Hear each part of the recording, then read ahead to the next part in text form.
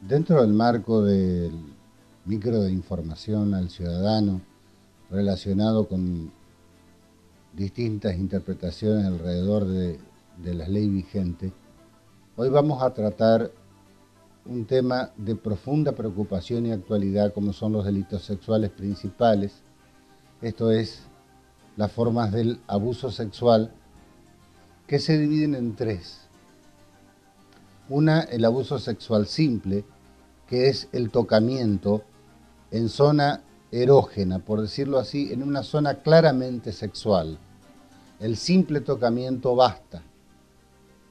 Pero a veces el tocamiento no se da en una zona estrictamente sexual, sin embargo tiene ese mismo significado. Por ejemplo, si yo a otra persona le hago así en el brazo, no es un tocamiento sexual. Pero si a una persona le hago esta forma de tocamiento, a manera de caricia intensa, se puede interpretar como un abuso con finalidad sexual. Al intensificarse el abuso, se pasa a el abuso sexual gravemente ultrajante. Esta fue una creación de la ley de reforma de los delitos contra la integridad sexual.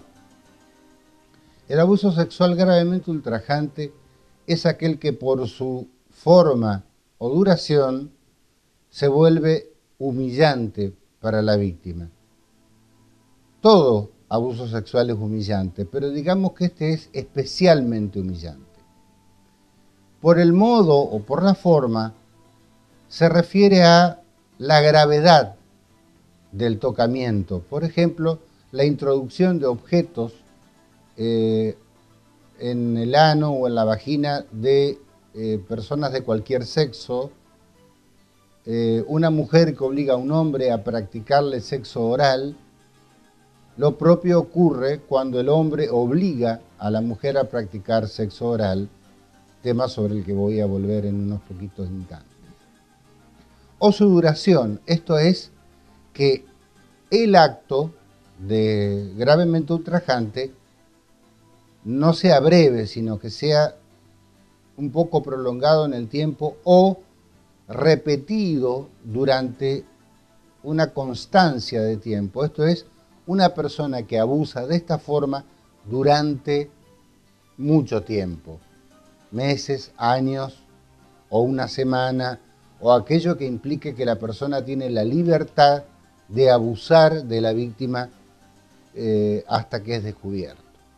Y luego, la forma más conocida, pero también sin duda el ultraje mayor a la libertad sexual, que es el abuso sexual con acceso carnal por cualquier vía.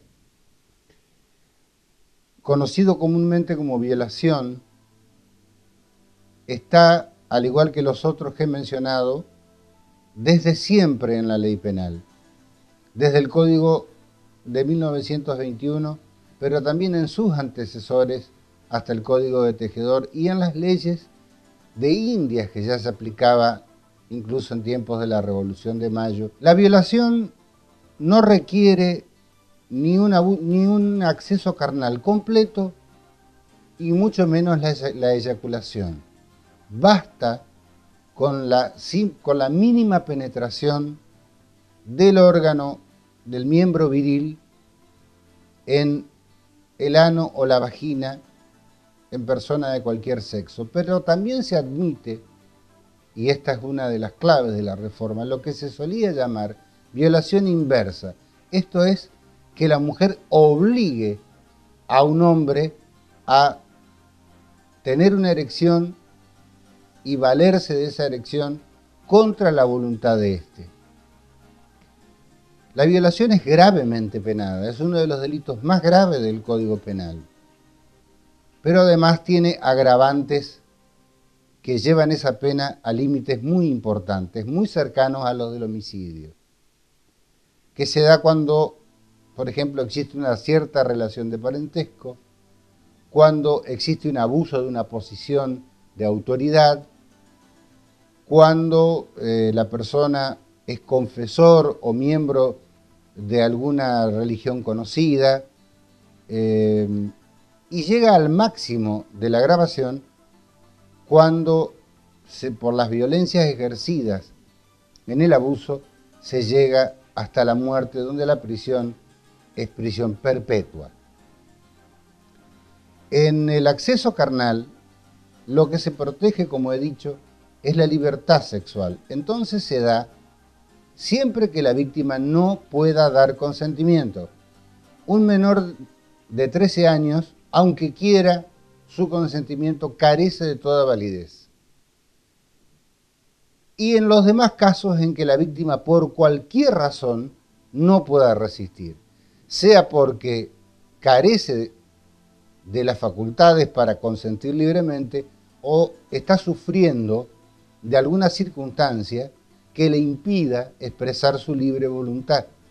Por ejemplo, bajo los efectos del alcohol en una ebriedad completa, puede ser bajo los efectos de barbitúricos o intimidada con un arma o intimidada por un grupo de personas. La pregunta que se suele hacer en la facultad y que suele ocurrir habitualmente es si el obligar a una mujer a practicar sexo oral al hombre constituye o no violación, ya que el artículo 119 manifiesta acceso carnal por cualquier vía. Bueno, no. Básicamente, salvo alguna jurisprudencia muy aislada, la doctrina en general opinamos que no, que las vías deben ser aquellas naturalmente adaptadas o dispuestas para el acceso carnal por la creación. Esto es la vía anal o contra natura o la vía vaginal a favor de natura. Repudio especialmente aquellos fallos en los cuales se consideró, por ejemplo, que la oscuridad evitaba que se considera la conducta esta de practicar sexo oral como abuso sexual. Es un error enorme que no alcanzo ni puedo explicarles a ustedes. La cuestión está en que, dado el cercenamiento o la violación de la libertad sexual de la persona, el abuso está, ya sea en el tocamiento, en el abuso sexual gravemente ultrajante o en obligar a una persona a tener sexo contra su voluntad. Para culminar, quiero aclararles que lo que se protege en estos delitos es uno de los derechos más importantes que tenemos las personas, que es la libertad, en una de sus manifestaciones, que es la libertad sexual. El derecho a tener un intercambio sexual de cualquier naturaleza por nuestro deseo y nuestro consentimiento. Esta es una pequeña parte del catálogo de delitos sexuales que se ha visto sometido a reformas, algunas buenas, algunas malas, pero muchas de ellas no conocidas por la población, como se trata del caso de la facilitación para la corrupción o prostitución de menores y mayores, que hoy se castiga distinto y que puede ser tal vez materia de tratamiento de otras charlas con ustedes. Muchísimas gracias.